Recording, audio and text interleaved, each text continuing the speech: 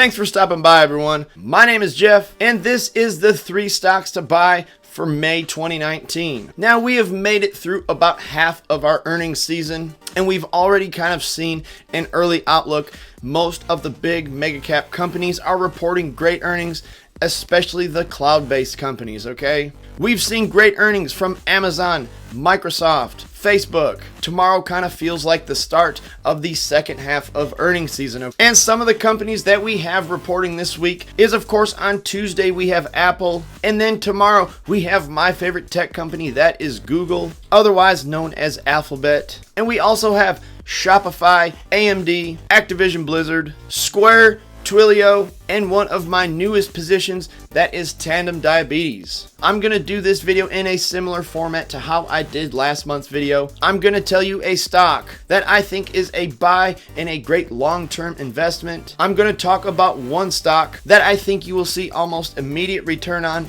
that you could probably day trade or swing trade. Then I'm also going to talk about one stock that has recently lost some share price but pays a very, very good dividend. So we got long-term, swing trade, and good dividend payer. So do me a favor, guys, if you're enjoying this video, make sure to drop a thumbs up on it.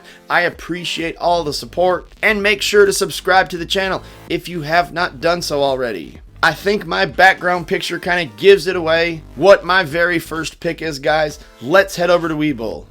So let's all use our imagination, guys, and pretend it is the year 1962, okay? You could have bought a share of Disney for 5 cents.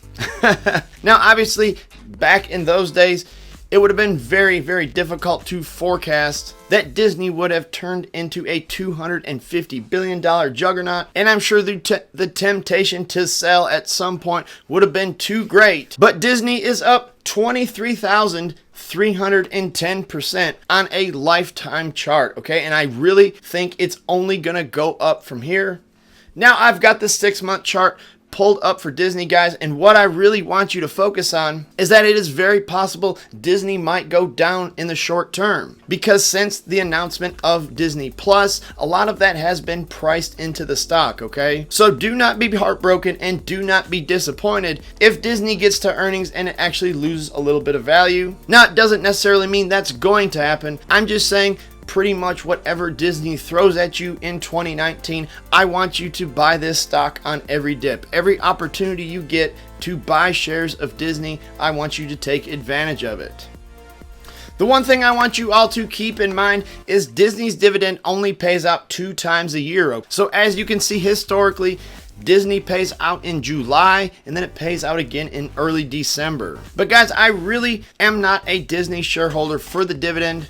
Like I said, you get 88 cents per share every 6 months. We are not getting involved with Disney for the dividend. It is just a nice little incentive to continue buying and holding this stock. And of course, I started investing in Disney in early 2017. And Disney is expected to report earnings on May 8th, 2019, and the consensus EPS forecast is $1.58. Now, Disney is very capable of beating these estimates and beating on revenue. Just keep in mind, the share price has kind of jumped on the news of Disney Plus. So if we do see a dip in Disney stock on May 8th, or it does take a small correction, basically meaning the earnings don't quite match where the share price is trading, that is an excellent time to dip buy Disney. Guys, I will have my guns loaded and ready to fire on any significant dip. All right, the second stock to buy for the month of May, guys, is Xilinx, ticker symbol XLNX. Now, this is a stock that I think pretty much serves 2 purposes. You can look at this as a great long-term investment, or you could use this as a swing trade. And guys, this stock would be also a good candidate for a day trade, okay? I made a joke on Twitter the other day that every time Jim Cramer starts pushing a stock, that is probably a good time to short it, and Xilinx was no exception. It came into earnings on a lot of hype, expected to beat estimates big, and push to the next level. It was trading around $140 a share, and of course they had a small miss on EPS, but they did beat on revenue, and the guidance forecast was excellent. And of course, the stock dropped down to under $115 a share, getting down as low as $112. but really guys has already seen a nice rebound. That's when I bought those call options I talked about in my Intel video the other night. I seen that big dip in Xilinx as an opportunity to get involved with this stock on a very cheap level and try to make a fast swing trade using options.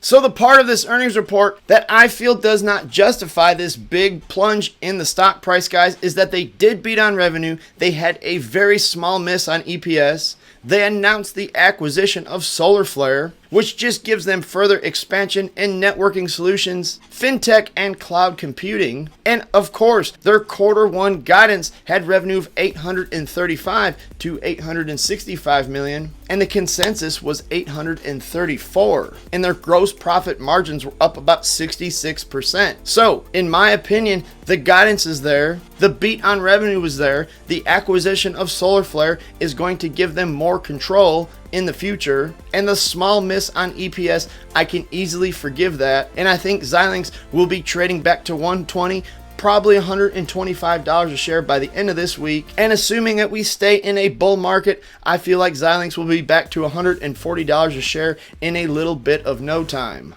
Now tomorrow when the market opens, I'm actually going to be playing options on a couple different companies. Like I mentioned in my video from the other night, I think Nvidia is going to rebound and run pretty strong into their earnings report. That would probably be a good swing trade.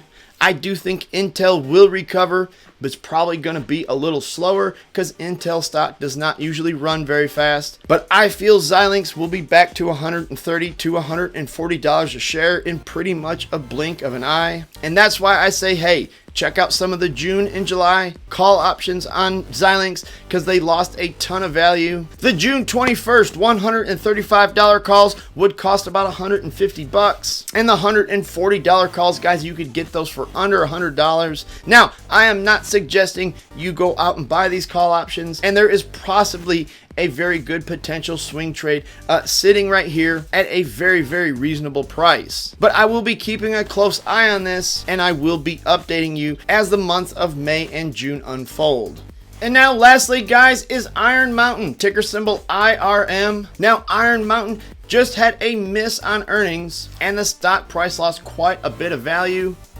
And this is what the last month has looked like for IRM. However, this is the strong dividend capture play that I was talking about. So this is a stock I think you can buy here on these levels, and of course hold and buy on any more significant dips and capture a very, very good dividend paying stock that has been very strong over the past 5 years.